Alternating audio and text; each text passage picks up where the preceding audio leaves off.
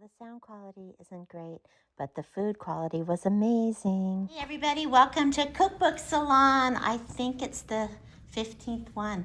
This month we are doing tried and true recipes, things that we know are crowd pleasers. So, Leslie. Hot crab dip. Oh, I can smell it. Hot crab dip. Because I did have a month that I just couldn't wrap my head around anything. So this is, like, I haven't made it in 100 years. It's a hot crab dip with some pita chips. There's a spoon, put some on your plate. Perfect. Easy, easy. Sounds and good. I brought port for dessert. Excellent, and I'll do the dessert after. Peggy, I recognize this one. We love this one. That is the potato salad with chickpeas from our Liddy likes Liddy in real cooking in real life. Yes, That was the cookbook we did. A gazillion times since, so it is tried and true. It is so good. That's great you found that. Okay, and I made so it's not so tried and true. The bruschetta is tried and true. It's homegrown tomatoes. And I always make something with cucumbers, so there's pickled cucumbers in it. But I made homemade lebna. It's a Mediterranean dip. I got whole milk yogurt, and you drain it overnight. And then you add za'atar seasoning and a little harissa. It's pretty darn good. And then with my sourdough starter that I grew myself, I made sourdough bread and I toasted it to have with it. So that's that. And then tabbouleh, I remember Janet, right? There you are. Tell us about it. So, cherry tomatoes, mint. Very nice. Mary, what'd you make? Risotto, mushroom risotto.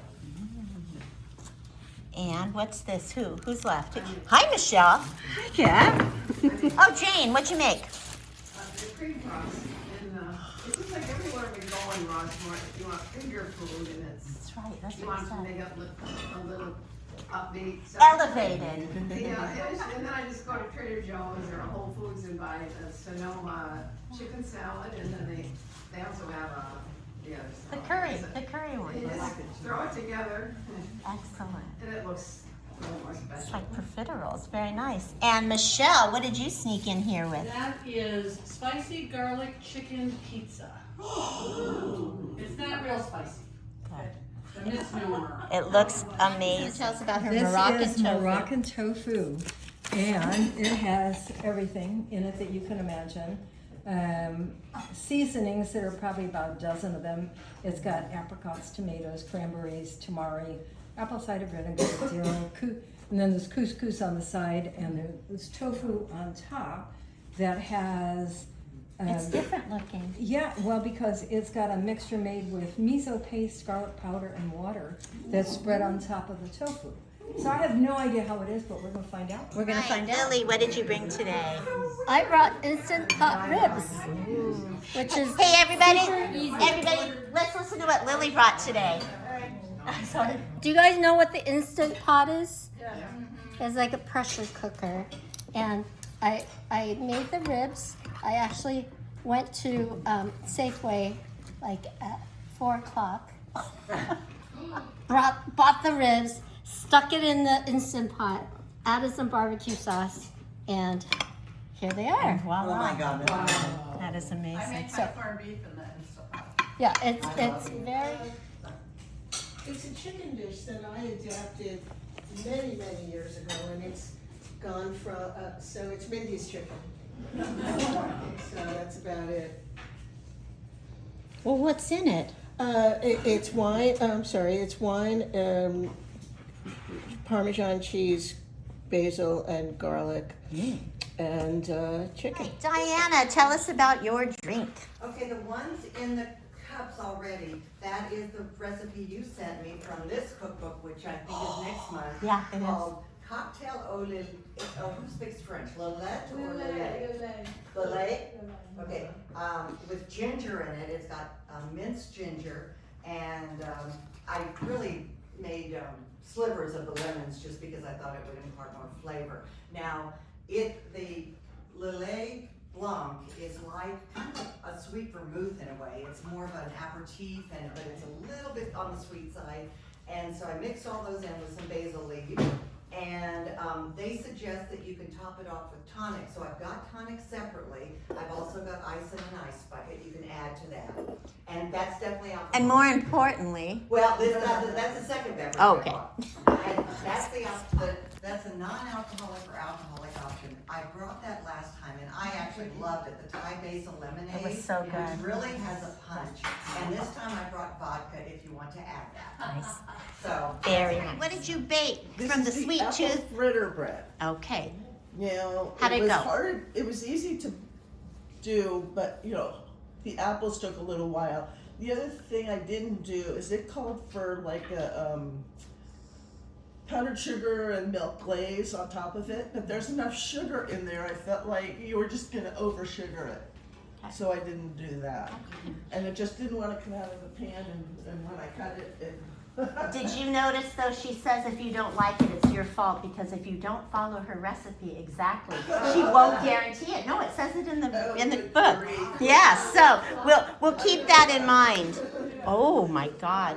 Who made these pecan Okay, yumminess? Michelle? that is bourbon chocolate pecan pie bars. Oh my God. Wow. And one of the reasons I'm late is because I could not get them out of the pan.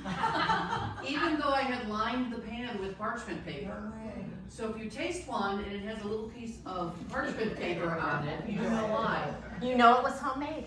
I probably would not make it again without adjustments. So there's a cookie bottom, and you can barely tell it because there's so much pecans and chocolate on top. And then the sugary stuff that you pour over the top to make it more like a pecan pie. I think that just soaked up underneath.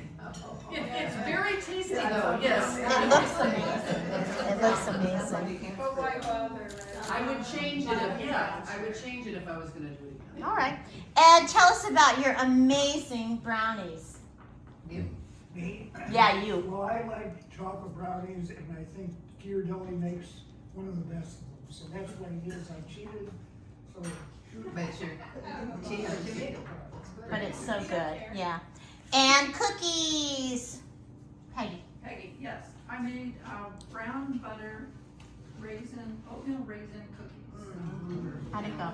And I did a test batch like a week or so ago, and I thought they were fine. And I did these here, and there's when you come up, there's like 2 rows, and it's just the baking time was different on them. So one of them looks sort of cakey, and one looks sort of gooey, kind of gooey. She was very adamant, do not over bake these, take them out early. And I'm like, fine. She is a bossy baker. So that's why they look very different, but it was the exact same. Very good. And flourless chocolate. Yeah. Okay. Yeah. Yeah, it should be soft in the middle. You want to tell us about it? No. Okay. All right. And Actually, no, I apologize. There are 2 tablespoons of flour in it. So. And the whole recipe. Correct. But I'm just sensitive. I'm not seeing Yeah. that. okay. And who made this one? That's mine. Janet. That's the espresso marble cake. Oh, that's right. And I mean, the flavor's good, the texture's good, but the marbling doesn't work, even though I totally followed the. But how do you know? Did you cut it already? But Okay. I think it's too thick. So I think it needs to be a little thinner so the chocolate can swirl. Okay. And I made her pull apart. It was called pull apart citrus, but my neighbor had given me peaches from her daughter-in-law, so I made homemade peach jam, and then I made the brioche bread from scratch. And this is the second time I've made it. It's really good. It's really good. And I made it as a bob cut, so it has all the swirls. So enjoy. Mary, what did you make? Apple fritter bread. Apple fritter bread. Very nice. Beautiful. How was it to make? Hey, how was it to make? Yeah, good question. I like this. The hardest part was cutting up all the apples, really. Yeah, The only thing I forgot to do was put like, it needs parchment paper in the loaf pan to get it out. And we need the Portuguese port. Yes, it's a ruby port. I prefer ruby. I don't know if you like Tawny. I was looking for Graham's and they didn't have it, but we will try sandalwood.